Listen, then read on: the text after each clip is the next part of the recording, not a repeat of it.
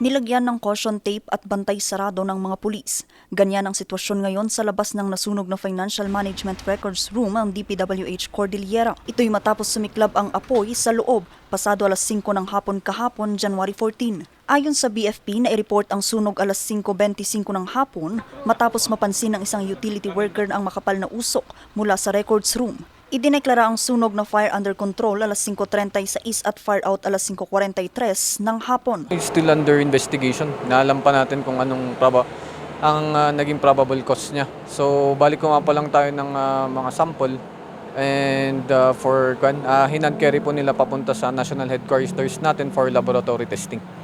So for now wala pa tayong cause of fire. It's still under investigation. Sinubukan ng news team na kunan ng panig ang isang empleyadong naka-duty nung maganap ang sunog pero tumanggi itong humarap sa kamera. Pero anya, wala raw nasunog na mga dokumento sa sunog. Sinubukan din ng news team na kunan ng panig ang pamunuan ng DPWH Cordillera pero tumanggi silang magbigay ng pahayag. Pero sa inilabas nilang statement, nasa 1 square meter lang na parte ng storage room ang nasunog.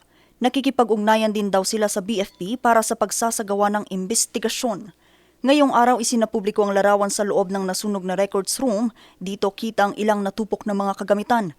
Sa inisyal na investigasyon, umabot sa 35,000 pesos ang iniwang danyos ng sunog. Maliban dito, 2 pang insidente ng sunog ang naitala sa lungsod kagabi. Ito'y matapos masunog ang isang bahay sa barangay Irisan. Naitawag to sa atin at around 6:36 ng hapon. And yun nga po, meron tayong nasunog doon na bahay and approximately more or less 9 square meter pa yung nasunog. So pagdating po ng mga kasamaan natin is na-extinguish naman po ng mga first responder, yung mga nandun po, and turning over na lang po sa mga kasama natin na from BFP. At kusina ng isang bahay sa barangay Military Cutoff. Sa Military Cutoff, naitawag to mga bandang 7:09 PM. Then, yun nga po, na-extinguish din naman ng mga nandun na mga responders, yung mga nandun po na may-ari at saka yung nagtatrabaho.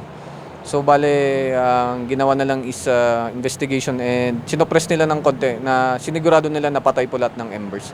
So, bale sa military cutoff natin, parang ang involved dun is parang kitchen po. Wala namang naitalang nasaktan o nadamay sa mga nasabing sunog. Vanessa Bugtong, RNG News.